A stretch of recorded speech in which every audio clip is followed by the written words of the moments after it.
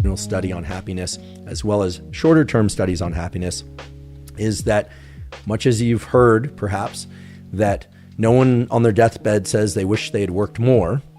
Well, indeed, the total amount of time that one spends working does not seem to determine one's happiness.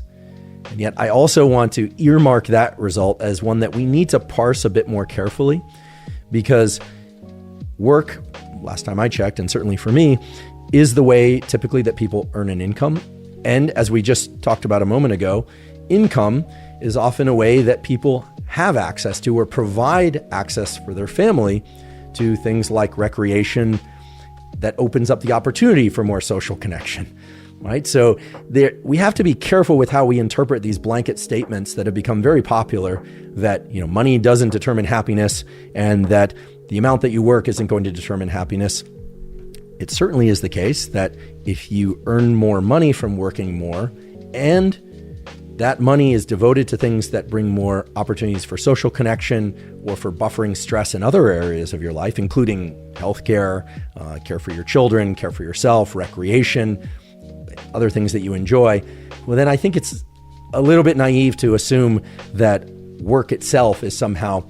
counter to happiness, which of course it isn't. And it especially isn't if we combine that feature of work with another important feature of the human psyche, which is this notion of meaning. Now, in the not too distant future, we will do an episode of this podcast on meaning and what constitutes meaning in a given endeavor, work or otherwise. But much of the psychology of the last century and still today focuses on this feature of meaning as a critical one in terms of what makes us happy and what doesn't make us happy, certainly in the long term. And I can certainly say for myself that learning and teaching and doing research in my laboratory brings me tremendous feeling of meaning and happiness. Some people consider their work simply a way to gain a paycheck, and other people find that they would do the very work they do regardless of whether or not they were paid. In fact, many people will do volunteer work and other forms of work for zero money. So this idea that money isn't important or that work is not as important as we deem it to be, that also needs to be considered from a number of different perspectives. And again, by no means am I trying to undermine the data of these impressive studies, both the longitudinal and short-term studies,